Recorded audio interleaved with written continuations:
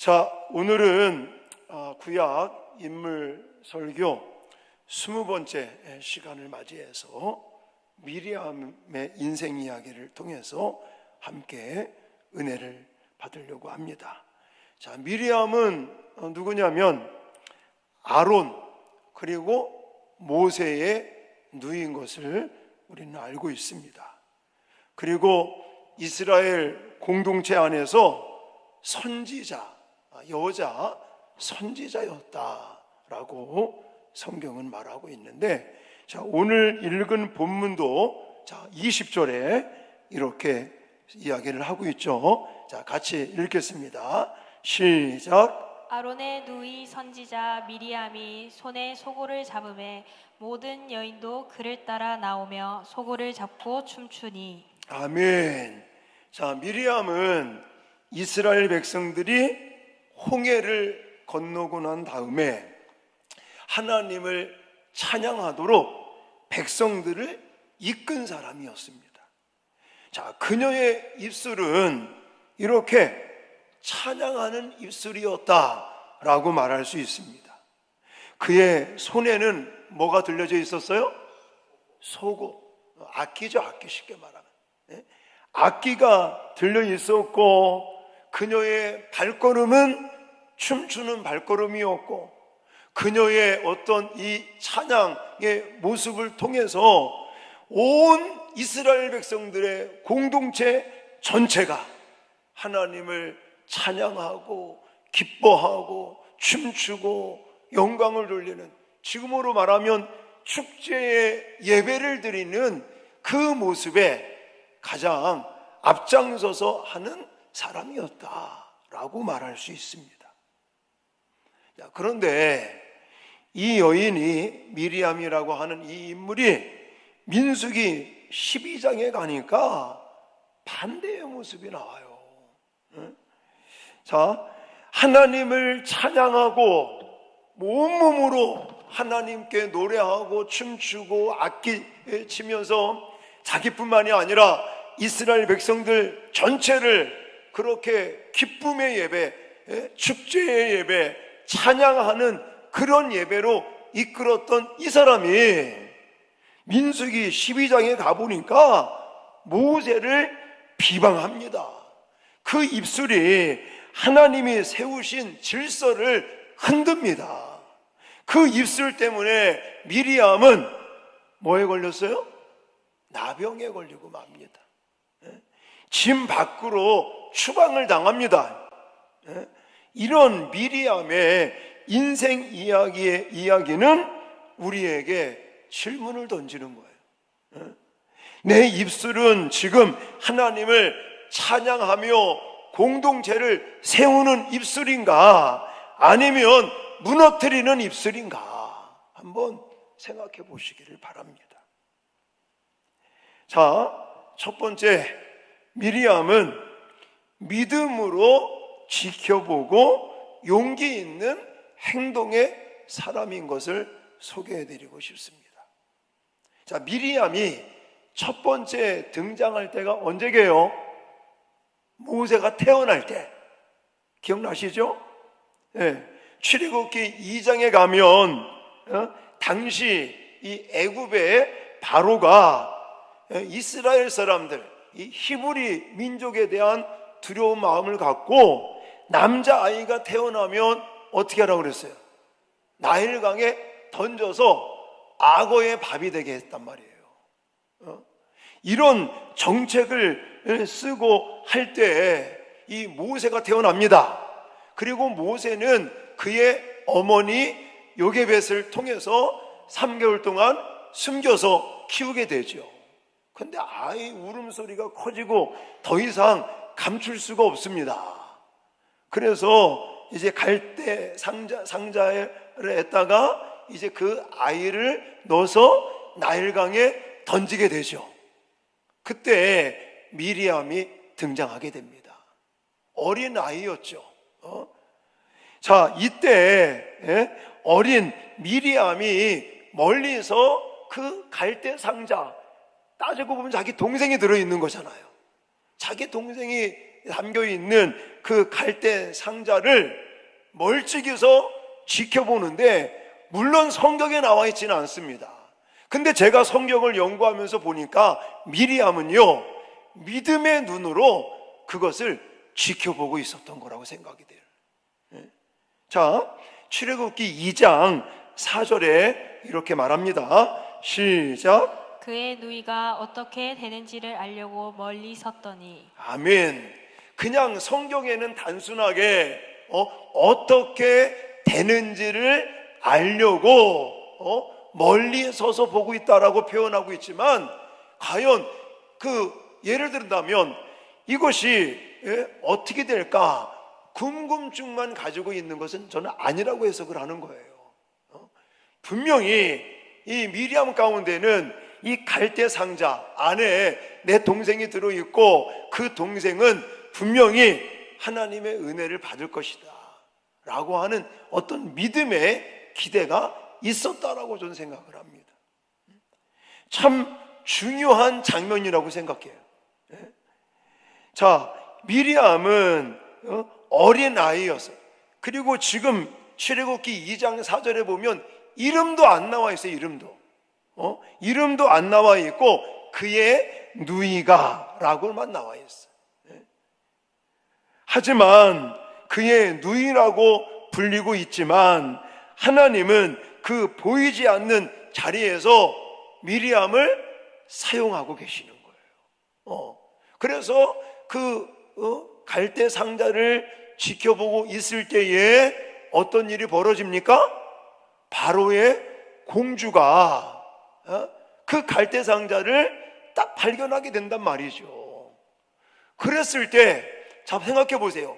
미리암이 뭔가 기대감을 가지고 믿음의 시각을 가지고 있으니까 그 바로의 공주가 그 갈대 상자를 발견했을 때 용기 있게 나와서 말을 하지 않습니까?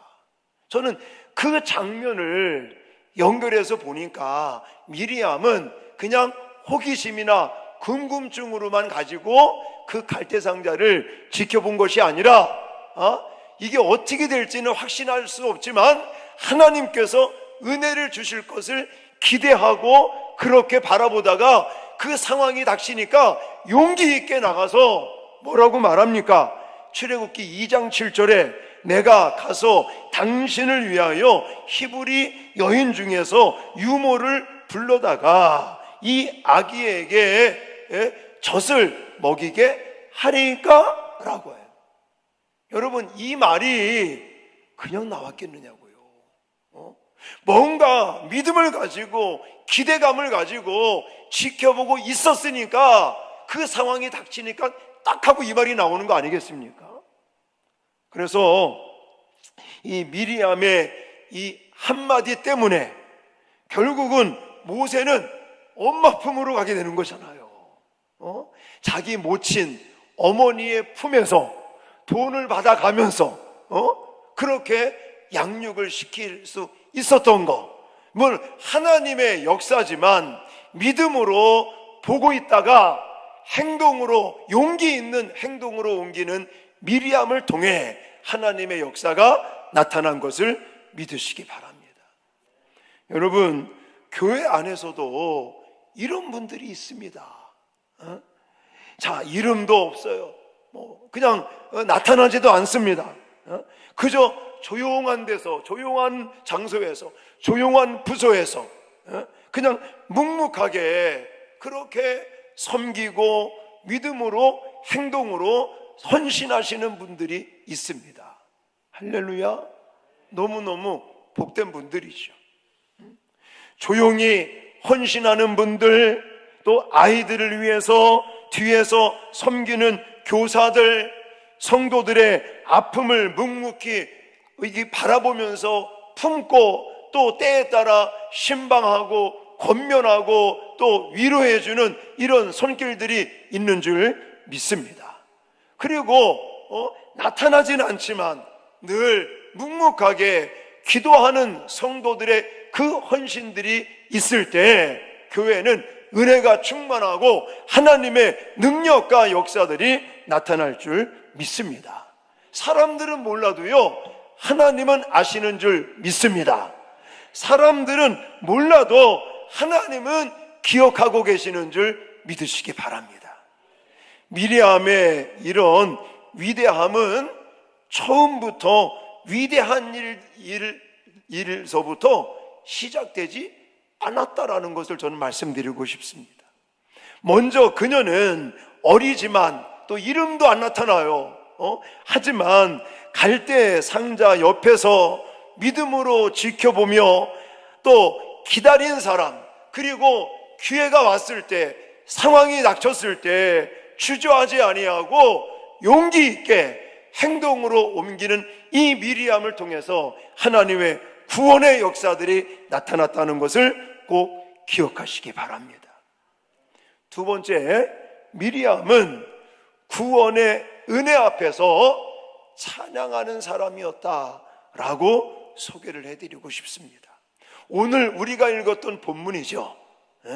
출애굽기 15장은 성경에서 아마도 가장 감격적인 찬양의 장면 중에 하나가 아닌가라고 저는 생각을 합니다. 이스라엘 백성들은 애굽에서 노예로 430년을 지냅니다. 그들은 자기 힘으로 빠져나올 수가 없었어요. 그때 하나님께서 10가지 재앙을 내리시며 이스라엘 백성들이 출애굽을 할 수 있도록 역사하십니다. 근데 여기서 그냥 끝나버린 게 아니라 바로의 군대가 뒤를 쫓아오고 있죠. 그럴 때 홍해가 앞을 막았을 때 하나님의 능력의 지팡이를 통해서 홍해를 가르신 것을 믿습니다. 얼마나 좋았겠느냐고요. 얼마나 감격적이었겠습니까? 그때 이스라엘 백성들은 마른 땅처럼 그 홍해를 건너갔고 애국 군대들은 물속에 수장되어 버리고 맙니다. 그때 모세와 이스라엘 백성들이 하나님을 찬양을 하죠. 이게 바로 출애굽기 15장의 내용인 거예요. 자, 1절 먼저 또 읽겠습니다. 시작. 내가 여호와를 찬송하리니 그는 높고 영화로우심이요 말과 그 탄 자를 바다에 던지셨음이로다. 아멘. 너무너무 감격적인 이런 상황을 보면서 하나님을 찬양하고 높일 때 이 모세만 혼자 하는 것이 아니라 온 백성들과 함께 하나님을 찬양하는 이 순간에 앞장선 사람이 누구라고요? 미리암이라고. 미리암. 자, 미리암이 21절을 또 읽겠습니다. 출애굽기 15장 21절 시작. 너희는 여호와를 찬송하라. 그는 높고 영화로우심이요 말과 그 탄 자를 바다에 던지셨음이로다. 아멘. 21절은 미리암이 하는 얘기입니다. 미리암은 단순히 그냥 노래 잘하는 사람? 이게 아닌 거예요. 그녀는 구원의 은혜를 공동체가 기억하며 하나님을 높여드리는데 앞장섰던 사람입니다. 여러분, 찬양이라고 하는 것은 그냥 음악만을 말하는 게 아닙니다. 음악 이전에 기억이다, 기억하는 것이다. 뭘 기억합니까? 하나님의 구원을, 하나님의 은혜를, 하나님의 능력을, 하나님의 역사하심을, 하나님의 권능을 기억하는 거예요. 찬양은 그냥 어떤 감정으로 끝나는 게 아닙니다. 찬양은 감정 이전의 고백인 거예요. 뭘 고백합니까? 하나님을 고백하는, 하나님의 역사를 고백하는. 찬양은 결국 하나님이 하셨습니다 는 믿음의 반응인 것입니다. 하나님을 인정하는 믿음의 반응인 것이죠. 여러분, 홍해 앞에서 이스라엘이 그랬습니다. 죽을 줄 알았는데 살았어요. 끝인 줄 알았는데 길이 열렸습니다. 바로의 군대가 이제 인생의 마지막 장면인 줄 알았는데 하나님께서 구원을 주시고 새 노래를 주셨습니다. 그래서 미리암은 소고를 들고 외칩니다. 뭐라고 외쳐요? 너희는 여호와를 찬송하라. 할렐루야. 이렇게 앞장서서 하나님을 노래하고 찬양하고, 이 장면을 한번 상상해 보시기 바라요. 사실 이 당시에 홍해를 가르는 이런 기적을 봤다면 여러분, 오늘날 우리에게도 홍해가 갈라지는 역사가 나타남을 믿으시기 바랍니다. 여러분, 지금까지 하나님께서 저와 여러분들에게 그런 기적과 그런 능력과 그런 복을 주셨습니다. 아멘입니까? 근데 우리는 그냥 홍해를 가르고 건너온 것을 잊어버릴 때가 너무나. 어떤 분은 질병의 홍해를 가르는 사람도 있습니다. 어떤 사람들은 절망의 홍해를 갈라 건너오신 분들도 계실 거예요.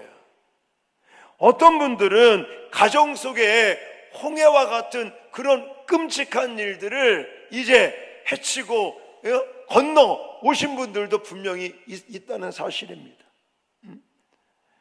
여러분, 그런 가운데 하나님께서 우리에게 이런 눈에 이렇게 낙동강처럼 이런 강을 가르시는 게 아닐지라도 오늘날 홍해와 같은 그런 것들을 갈라서 건너오게 하신 하나님의 은혜를 꼭 기억하시기 바랍니다. 하나님을 찬양한다는 것은 노래만 한다는 것이 아니라고 제가 말씀드리지 않았습니까? 기억하는 거, 인정하는 거, 고백하는 거, 할렐루야, 이것이 중요합니다. 자, 그렇게 하기 위해서 우리가 미라클 100일 감사도 하는 거예요. 그리고 성경에 나와 있잖아요. 항상 기뻐하라, 쉬지 말고 기도하라, 범사에 감사하라. 이는 그리스도 예수 안에서 너희를 향하신 하나님의 뜻이니라.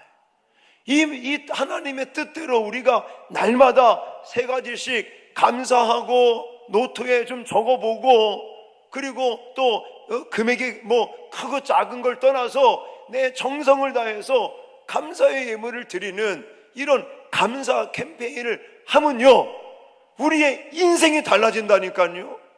제가 나중에 말씀드리겠지만 날마다 하나님의 은혜를 기억하여 하나님의 역사하심을 우리가 인정하고, 그것을 내 마음과 힘과 우리의 입술과 온 인격을 통해서, 삶의 전부를 통해서 그것을 날마다 인정하고 기억하고 고백하면요, 하나님께서 더 큰 은혜와 복을 주심을 믿으시기 바랍니다.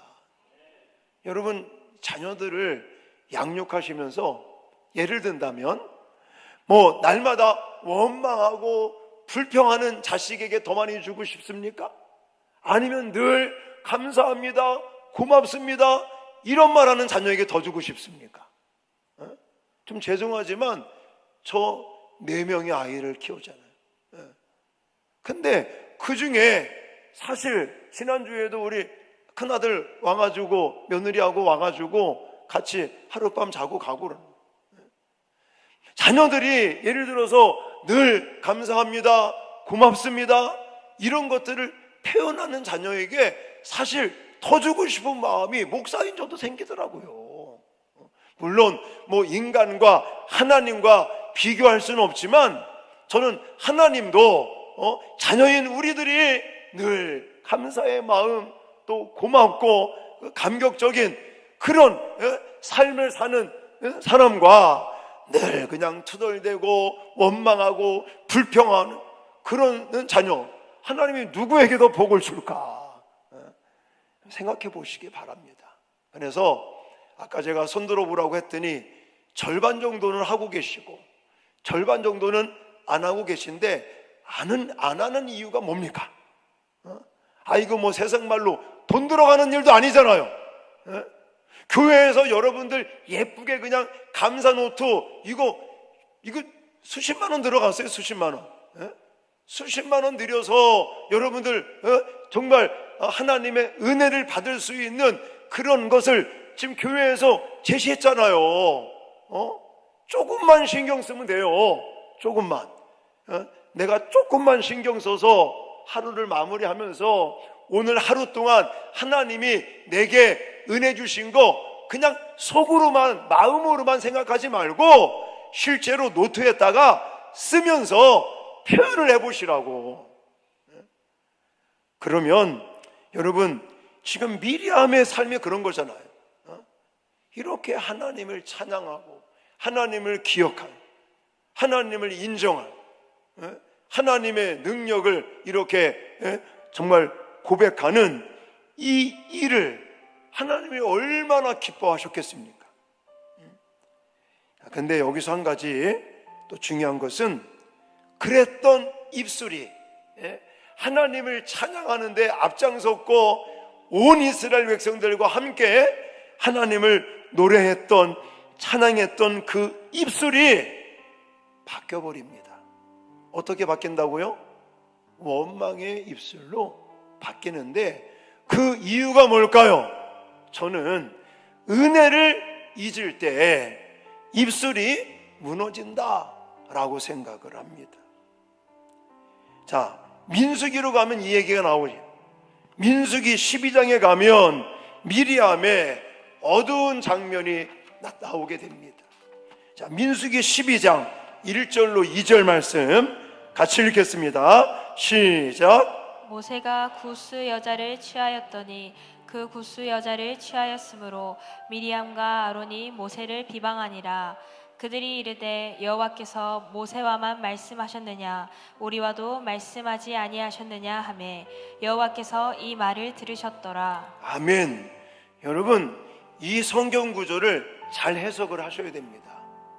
물론 겉으로 드러나는 문제는 무슨 문제입니까? 결혼 문제입니다.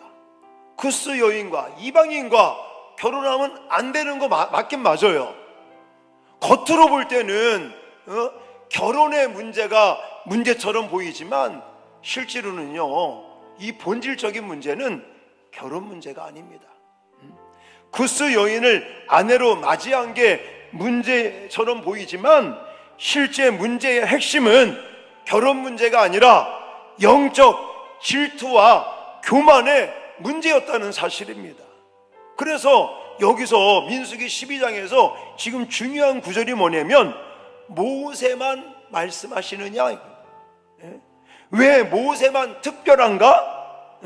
하나님이 우리에게도 말씀하시지 않았는가?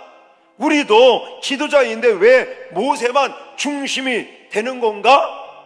이건 뭐예요? 질투심이죠. 이건 뭐예요? 이거는 교만인 거죠. 하나님의 영적인 질서를 무너뜨리는 거죠. 이 마음, 이 바로 영적 질투와 교만의 문제가 결국은 그 찬양했던 온 백성들을 찬양으로 이끌었던 그 미리암의 어떤 모습을, 그 입술을 이제는 원망과 질투와 시기와 불평에, 그리고 하나님의 영적인 질서를 흐트러뜨리고 무너뜨리는 입술이 되었다는 사실입니다. 여러분, 물론 하나님이 미리암을 세웠고 미리암을 쓰시는 것도 맞긴 맞습니다. 그래서 미가서 6장 4절에는 내가 너를 애굽 땅에서 인도해내어 종노릇하는 집에서 속량하였고 모세와 아론과 미리암을 내 앞에 보냈느니라. 분명히 하나님께서 미리암도 세우시고 쓰시고 계십니다. 근데 문제는 뭐냐요? 교만이라는 거예요. 문제는 뭡니까?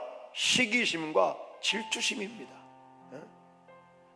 여러분, 이 입술이, 이 마음이 굉장히 위험한 것입니다. 하나님의 일을 열심히 하고 또 그 사람 때문에 좋은 결과가 나온 거 너무너무 복되죠.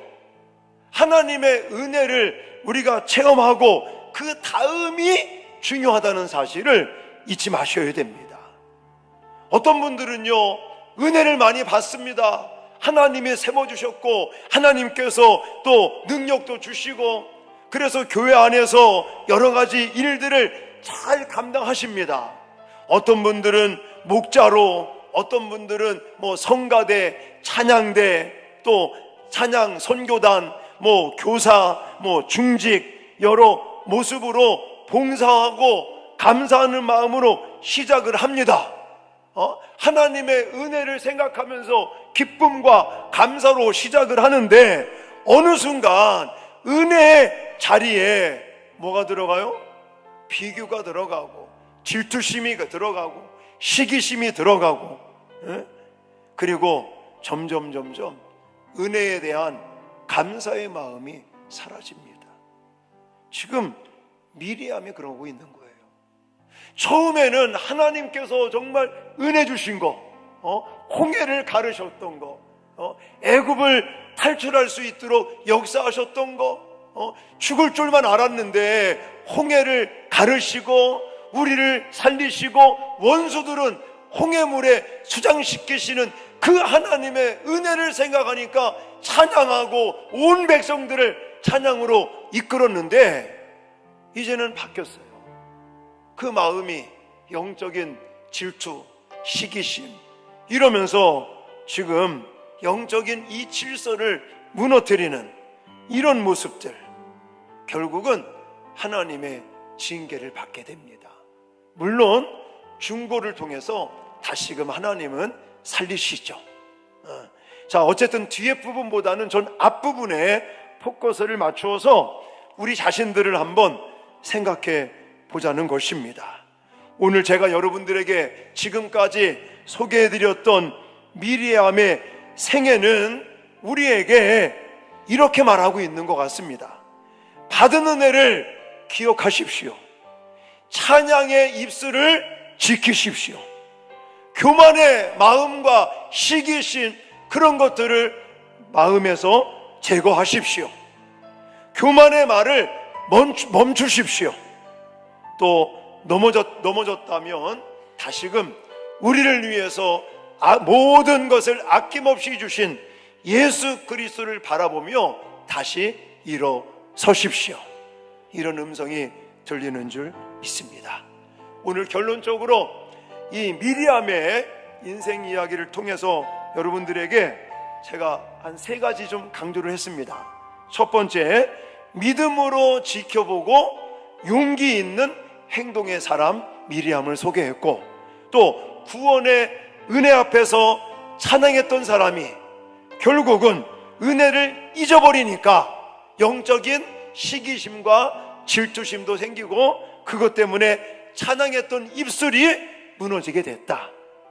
하나님의 징계를 받고 그렇지만 중보의 은혜로 다시 회복되었다라는 말씀들을 좀 가슴에 새기시면서 저는 마지막으로 3가지 질문을 여러분들에게 하고 싶습니다. 이 미리암의 인생 이야기를 통해서 우리 여러분들에게 드리고 싶은 3가지 질문. 나는 보이지 않는 자리에서도 믿음으로 서 있는가? 나는 받은 구원의 은혜를 기억하며 찬양하고 있는가? 나는 은혜를 잊고 누군가를 비방하고 있지는 않는가? 우리 자신들을 돌아볼 수 있기를 주님의 이름으로 축원합니다. 사랑하는 성도 여러분, 오늘 우리의 입술이 다시 하나님께 드려지기를 축원합니다. 가정에서, 교회에서, 일터에서, 공동체 안에서 우리의 말이 사람을 살리는 말이 될 수 있기를 주님의 이름으로 축원합니다. 하나님은 바울을 통해서 에베소서 4장 29절에 이렇게 말씀하고 있습니다. 무릇 더러운 말은 너희 입 밖에도 내지 말고 오직 덕을 세우는 데 소용되는 대로 선한 말을 하여 듣는 자들에게 은혜를 끼치게 하라. 할렐루야. 성도는 입술로 은혜를 흘려 보내는 사람들인 것을 믿으시기 바랍니다. 성도는 말로 공동체를 세우는 사람임을 기억하시기 바랍니다. 성도는 찬양으로 하나님을 높이는 사람이라는 것을 믿으시기 바랍니다. 오늘 우리 모두가 이 미리암의 삶을 통해서 다시 우리의 입술을 결단하고 다짐하는 귀한 시간이 되시기를 축원합니다.